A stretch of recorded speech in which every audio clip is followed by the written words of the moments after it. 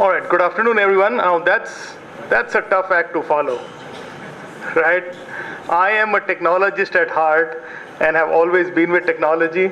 And then you see the other side of it, and that's what inspires technology is that, okay, technology can solve certain problems. Technology cannot make you God, right? And that is where you have to kind of find the difference of how do you harness the power of technology and make life even much more easier than as compared to what it was in the past, right? So I'm sure he's definitely waken all of us up with his very inspiring and fiery speech. So thanks a lot for setting the tone. And it's a really good segue into what I'm going to talk about and focus on mainly the technology part of it.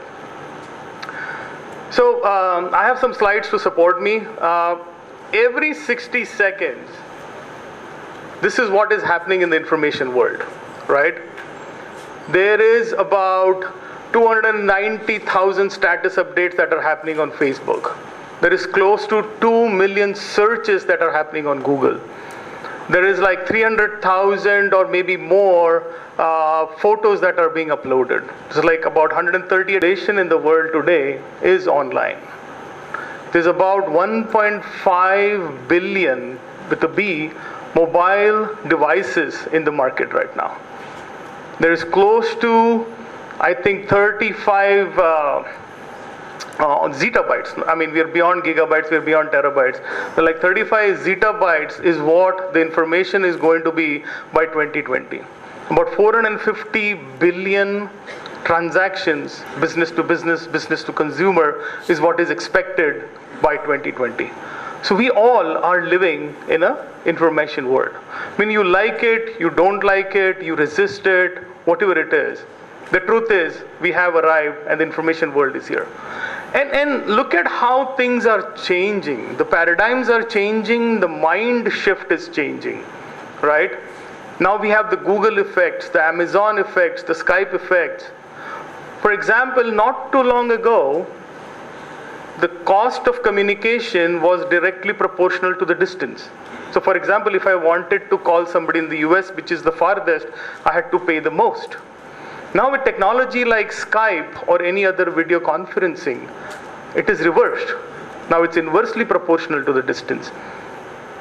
Think about Amazon or think about Flipkart or think about Google. The machines right now know more about you than your family and friends. Isn't that a scary thought? But that is what is happening. So ladies and gentlemen, what we are entering, and I shouldn't say we are entering, we have already entered in a world of information technology. And it is a very, very powerful world. It has limitless possibilities that can definitely touch everybody's life and make a difference. What you as a person have to do is how do you use this tool and use your great mind to make it happen. Jain Gujju का बच्चा है लेकिन ये किसी के लिए काम करता है, ये entrepreneur नहीं है. But okay, I have lived with that stigma for a long, long time. That's fine. Been in the US. I mean, went to finish my engineering. Went to the US in about '95. Started my career in United Nations, and then the technology bit really bit me hard. Did a lot of consulting with IBM, PricewaterhouseCoopers, Computer Associates, kind of managing large IT projects. At some point of time, like every professional who is in the Western world is going through that life cycle, the Swadesh bug did bit me. And I'm like, okay, this is time for not just me, but for my kids to come back and experience the new India. The new energetic India where now the options, the opportunities are limitless. And that's why I am back here. That's my family, myself.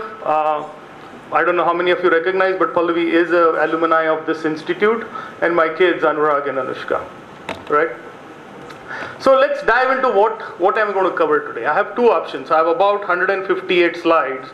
I can go through the slides and ramble along, or we can have a discussion. What do you prefer?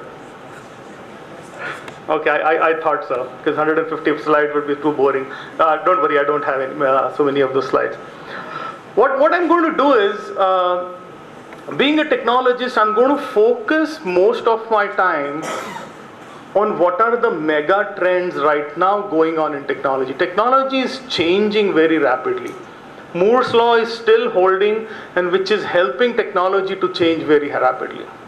So we'll go through some of the mega trends and we'll do a double click on what these mega trends are, so that we all are aware of what's going on and how can we harness the power of those trends. And then for small part of it, I will share some of my thoughts on ICT for rural development and where we can make a difference. But unique about these mega trends, they are very different than the previous mega trends. I'm sure each one of us remembers the mainframe computing, right? The mainframes had come, the computing power was getting better, we had to do bigger computing, and that's why the mainframes were bigger.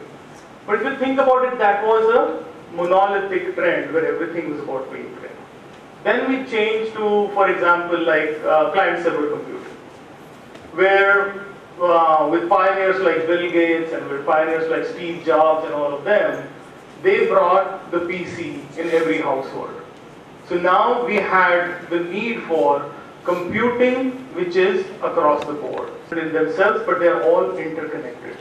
And what we have to understand is how do we harness the power of each one of them to kind of take ICT to the next level and create those applications in what we want. I mean, in this case, how are we going to make a difference in the rural world?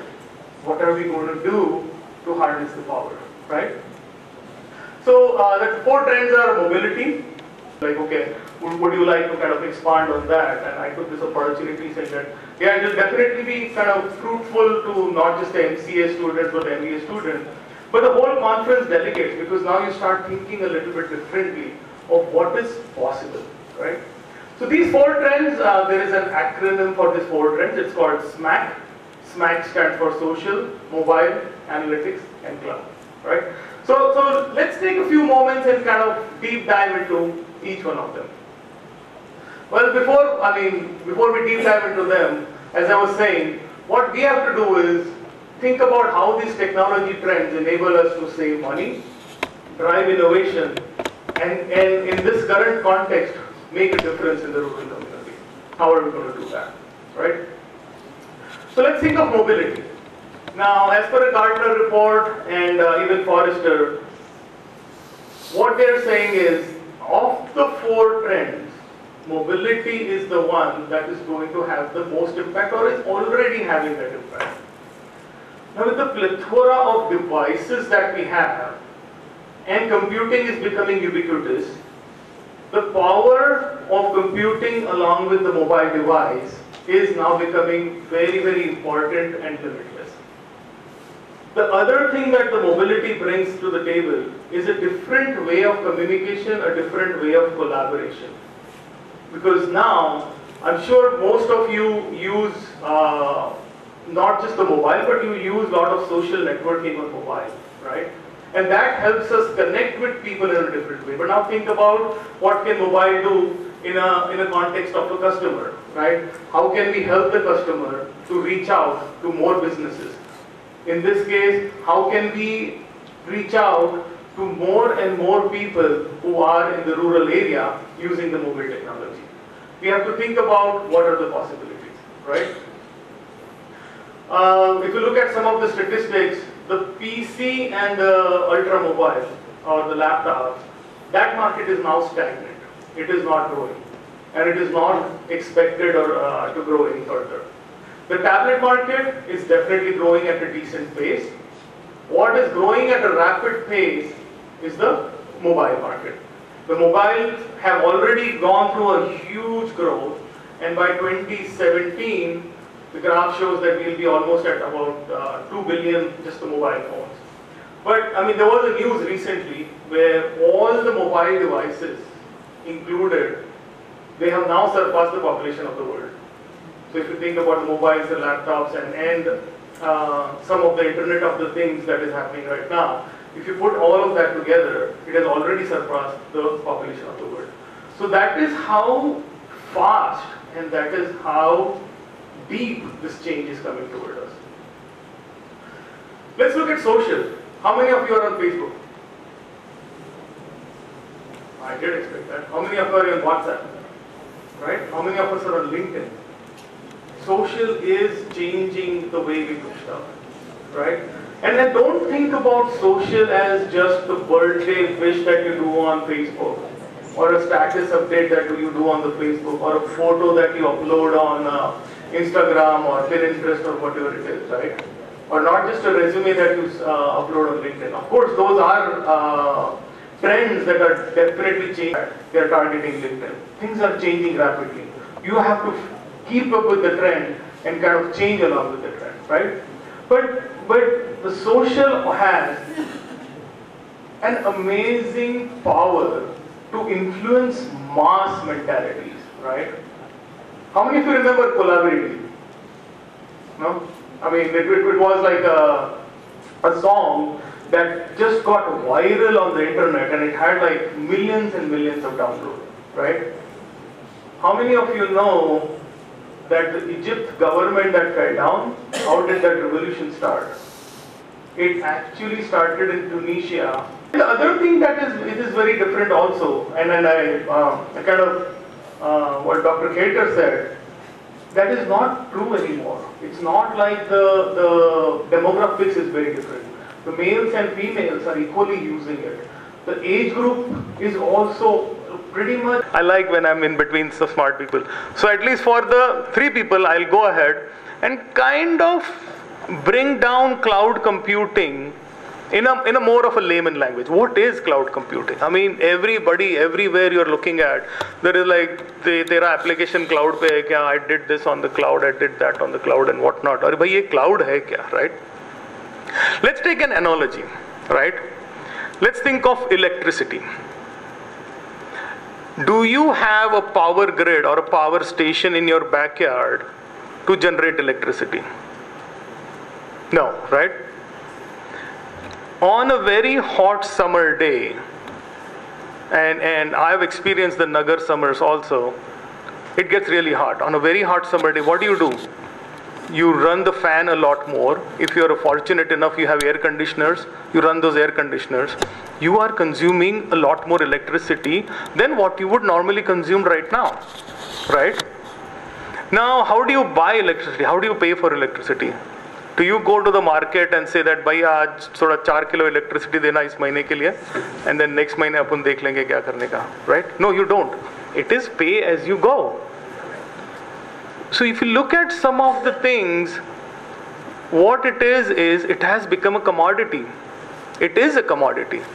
You open the tap and the water comes down. You don't think about where is the water generated, who is storing it, who is cleaning it, who is making sure that the water is safe to be drank or consumed. You don't. You open the tap, drink it, and you pay for it. You flick a switch and electricity arrives. You use it. Whenever you don't want it, you shut it off and you're done. At the end of the month, you pay the bill. Now let's take this electricity analogy and let's apply it to computing. Now say I am a small business, I'm starting off, I definitely want some online presence, I definitely want to make sure that my accounting and my sales is done on a computer. So I'll go ahead, buy one computer, probably 2 computers, install a SQL Server database, and start my business, right? I am a really good entrepreneur. I also got lucky. 2 years down the line, my business grew 10 times. Now what do? Of course, my 2 computers are not enough to do it. I buy 4 more computers to kind of help my computing. 5 years down the line, I get so lucky. Well, let's forget lucky. I'm so good at it that I am one of the Tatas and the Birlas. My empire has become so big. Now what do? I have to buy 500 more computers. I have to buy software. I have to upgrade that and whatnot, right? That was the old way of doing it. Now, if you take the electricity analogy and change it to computing, if I'm a small business, what do is, I go to Microsoft Azure, I go to Amazon or whatever these websites are, I just ask them that, okay, this is the amount of computing I need right now. Within 5 minutes, that computing is available to me and I consume it. Now, let's take example of how many of you know Flipkart? Right? So Flipkart is an online shopping portal just like Amazon. Now think about it's a cold day in February, exams are approaching, you guys are all busy. There's not too much action going on Flipkart. You're not buying or you're not doing so much of stuff on Flipkart. At that time, Flipkart doesn't need a plethora of servers. Now come a week or a couple of weeks before Diwali, what happens? I mean, everybody's in the festive mood. Everybody wants to shop. Everybody wants to give gifts and whatnot. What happens to Flipkart? There is sudden increase of 500%, 1000% of traffic. Now, should Flipkart go and procure those servers and get the computing done? What happens after Diwali is done? That computing is sitting on your desk wasted. The capital expense that you put towards it is wasted. Instead of that, why can't I just use the electricity model? Okay, I want more computing, I will buy computing. I'll buy computing for a certain period of time, I'll consume it, and I'll pay for it. Whenever I'm done, I scale down and say that, okay, I don't need this computing. And that is what, in a very layman's term, cloud computing is all about. What it does is, it commoditizes computing in a way that you can use it as much as you want. It is very scalable. It is pay as you go. And you don't have to worry about companies like either Microsoft or Oracle or whoever you're using. You don't have to worry about their new versions, their upgrades, their compatibility and all of that, right? And in this context, the other advantage that cloud computing brings to the table is the economies of scale. For an Microsoft Azure, for an Amazon EC3, what they have is they have huge data centers, huge computing power, which they are distributing across the board for many customers. So there is economies of scale. So now I can buy computing at a very cheaper price. They can afford it at a cheaper price. And now you can use, as I said, everything is interlinked. Now I can use my mobile phone along with my social network on a cloud and create those applications to make a difference for whoever we want to, right? Moving along, what is big data? Again, I mean, this infographic is just mind-blowing. Every minute, this is the kind of data that is being created. There's about 2 million searches that Google has. There's, I think about, the infographic says about 48 hours of video that is being created every minute that is being uploaded on YouTube. And there is, I mean, the number of blogs, the number of photos. There's so much of data being created every single moment. Now, what is good and bad about this data is there is way too much of data. It is all unstructured data. But the good part of this data is if you can make sense of this data, then it can help you in various applications. Now I'll give you a simple application in a day-to-day life. If somebody was able to find out what books do I like, where do I shop, which restaurants do I go to eat, what movies do I like, that data is actually readily available because I use the internet to do my shopping. I go to the restaurants and I pay with my credit card, and all of that data is definitely available. Now think about all of that data can be gathered and a unique internet identity of Lalit Shah is being created.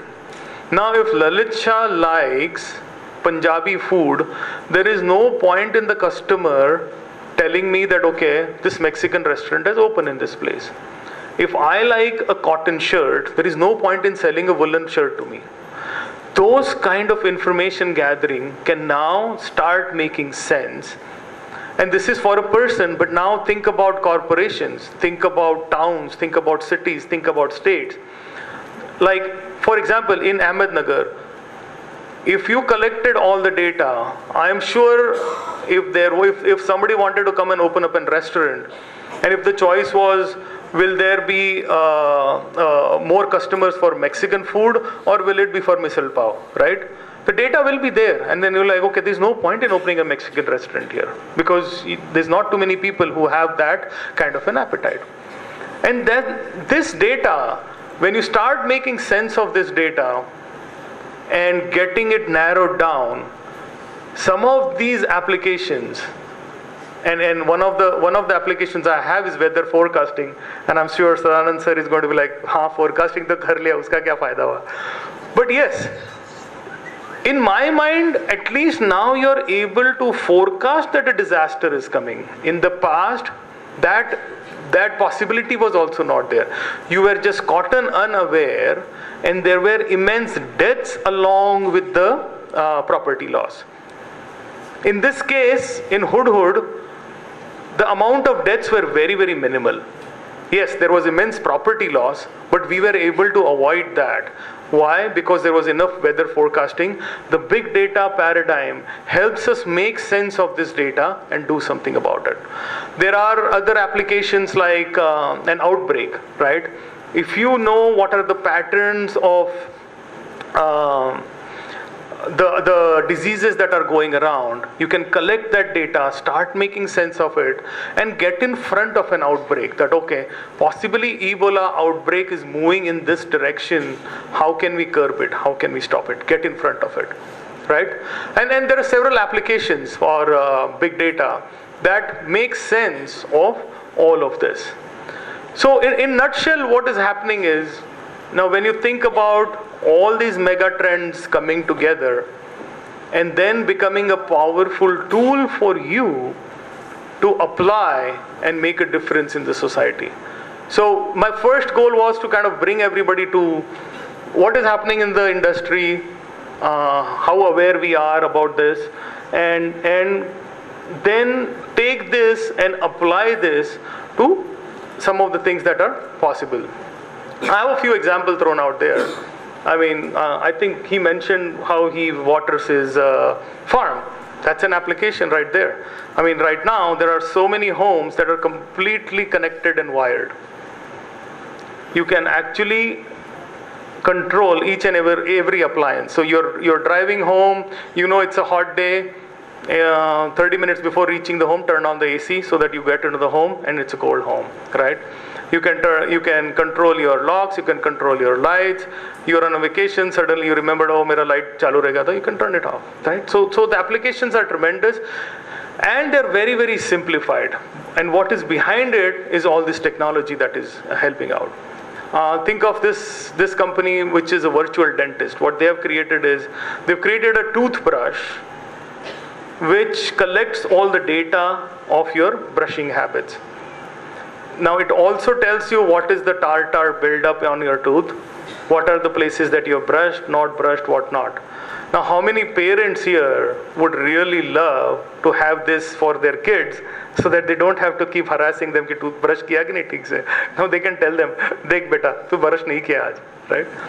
The application is there, and now these kind of ideas, they need not be something just for the urban population, right?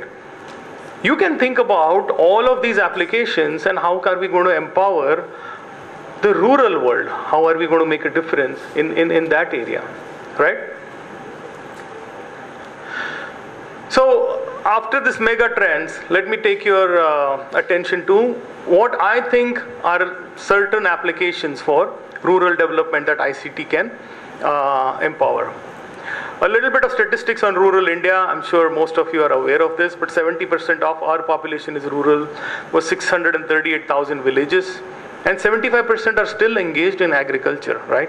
So there is a sizable population that is waiting there to get hold of information technology to make a difference, right?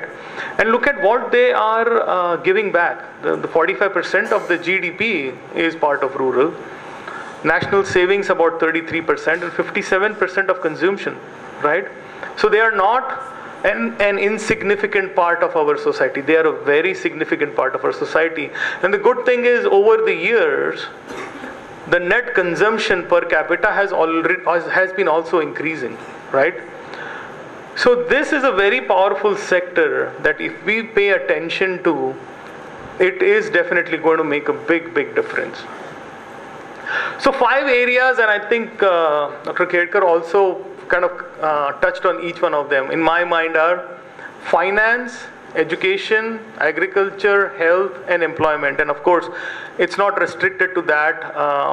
Entrepreneurship is there, how to run a business and whatnot. I mean, there's a lot of applications that we can use information technology to kind of make that difference. So quickly, agriculture, I think he covered most of it. There is this Reuters market light, which helps specifically what he was sharing, that how can we get, for example, the market price of cash crops, right, so that you don't get exploited. What is the demand and supply in the city, right? I mean, is wheat more in demand, then there's no point in me growing jowar or bajra, right? Let me go ahead and grow wheat, right? What are the transportation charges? Is anybody taking me for a ride or whatnot? And several other things. But again, the other thing I would like is that thing about forums about all these technologies, right? Forums about cultivable soil, forums about is there disease in a crop, forums about interacting platforms to find an auction. This is where the mobile and social come together to make a difference. And if you haven't done so, there is this website called Digital Green. And this is also where I agree with Sadanand sir, where for most part probably we are copying Western world. But where I disagree is this new generation is getting beyond it. I mean, this website is created by a gentleman called Rinkin Gandhi, a very, very young entrepreneur. What he came out, and this is not for profit, the idea that he came up with is how can I create a sort of a marketplace of best practices, right? Now, say I am an excellent farmer who has the best technology, and technology not in the way of technology, but a best practice to milk a cow. How to milk a cow the most efficient way, right? Now what he does is he goes ahead, interviews, creates a 10-minute video of how to milk a cow in the most efficient way. On the other side, there are people who are experts in how to sow, how to cultivate, how to do the right thing for all these crops. Now you create a video and post it here. And then you create kiosks in all these villages where you can share. You not only are consuming the information, but you're also giving back the information.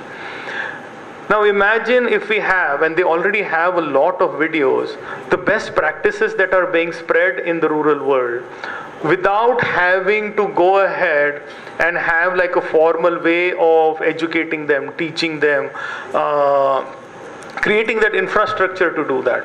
This is something which is easy to do and easy to kind of socialize. So that is the power of social, that is the power of mobile. Finance. Definitely a field that I think ICT is very, very mature in this field also. Things like micro loans, things like farmers' credit worthiness and so forth. One area in my mind, I mean, I did a little bit of research before coming here. Insurance sector has still not penetrated very well in the farmers. Because what happens is, for the farmers, their whole livelihood is revolving around their land, what have they cultivated, or the cattle that they have. If I have 4 or 5 cows, God forbid there is a disease and all of them die, I am completely wiped out because that is all I have.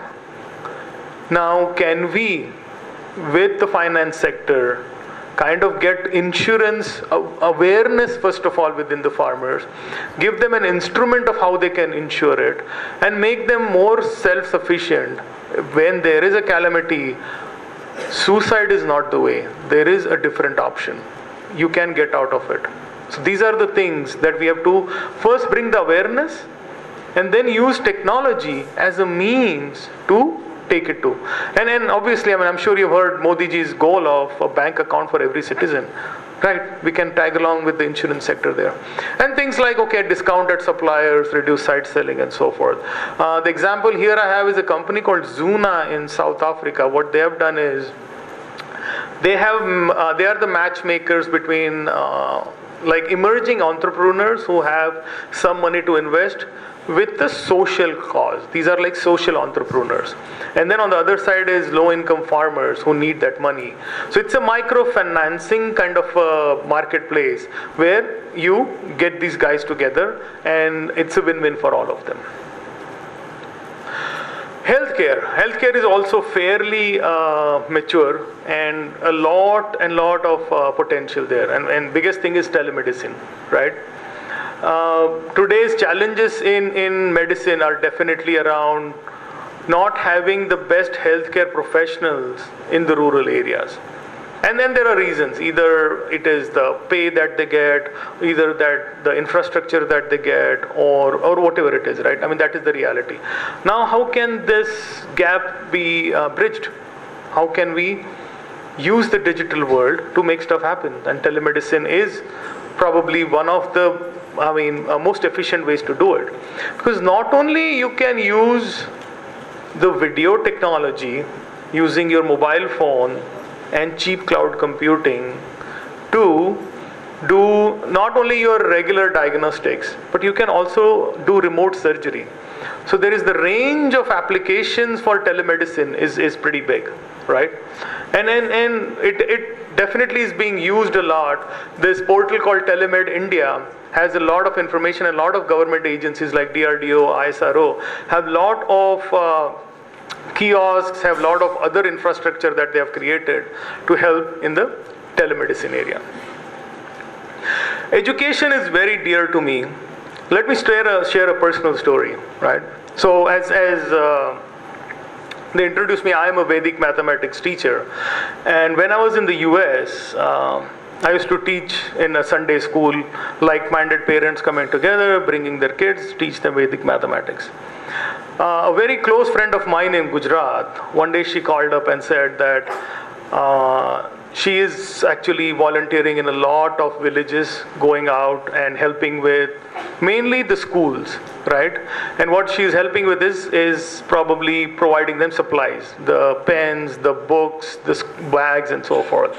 And she asked me, are you interested in helping out for the social cause? And I was like, yes. My first thought that came to my mind is, probably socialize this idea, gather some money, send the money back so that she can buy these resources and supplement the kids. But then when I thought about it, I'm like, okay, probably you will get a lot of people who are ready to give money, donate money and do that. How many people are there to give their services? And I'm like, why can't I teach Vedic mathematics to all these kids in the schools? And she's like, yeah, I like that idea. Why don't we go ahead and do that? So we experimented first with Skype, had some challenges because the internet connectivity is sometimes patchy, the power problems, this and that. So we kept experimenting, and then finally the way we found success is I created a lot of offline videos. I sent it to her, and then she figured out how to disseminate this information. She either created CDs wherever she knew that there was some computers or hard drives or whatnot, and then she went to these villages and started sharing this information. Now think about the power of this.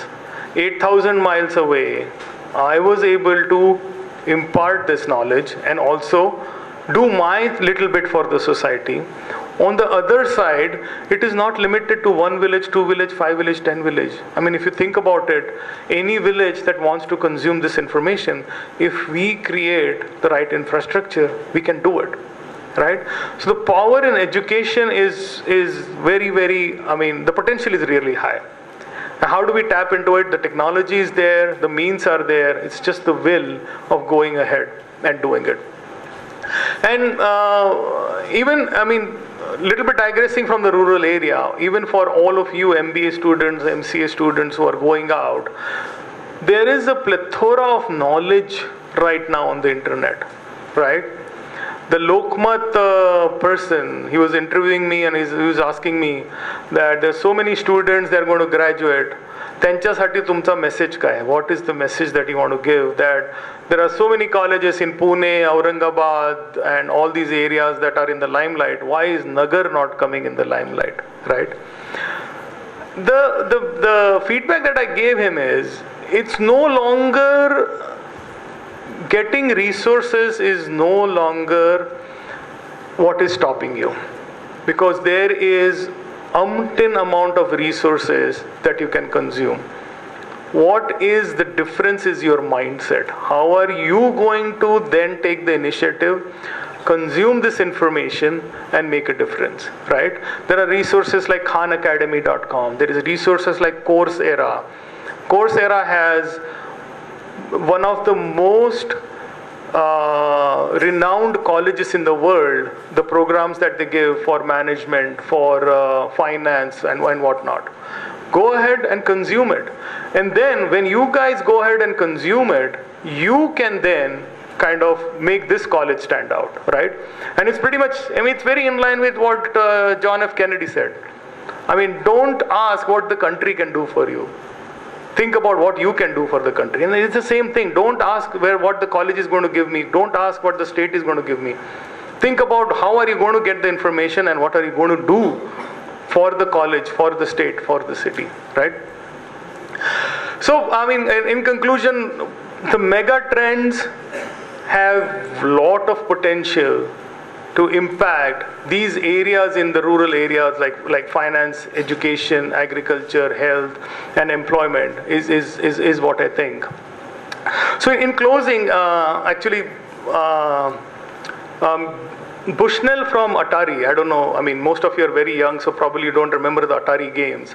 But those were the first computer games with the Pong and some of these PC Man and stuff like that. So what he said is, everybody who takes a shower gets a bright idea. What is the difference is, resources is no longer what is stopping you, because there is umpteen amount of resources that you can consume. What is the difference is your mindset. How are you going to then take the initiative, consume this information and make a difference, right? There are resources like khanacademy.com. There is resources like Coursera. Coursera has one of the most renowned colleges in the world, the programs that they give for management, for finance and whatnot. Go ahead and consume it. And then when you guys go ahead and consume it, you can then kind of make this college stand out, right? And it's pretty much, I mean, it's very in line with what John F. Kennedy said. I mean, don't ask what the country can do for you. Think about what you can do for the country. And it's the same thing. Don't ask what the college is going to give me. Don't ask what the state is going to give me. Think about how are you going to get the information and what are you going to do for the college, for the state, for the city, right? So, I mean, in conclusion, the mega trends have lot of potential to impact these areas in the rural areas like finance, education, agriculture, health, and employment is what I think. So in closing,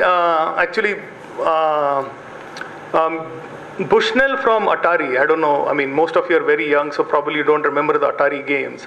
But those were the first computer games with the Pong and some of these PC Man and stuff like that. So what he said is, everybody who takes a shower gets a bright idea. What is the difference is,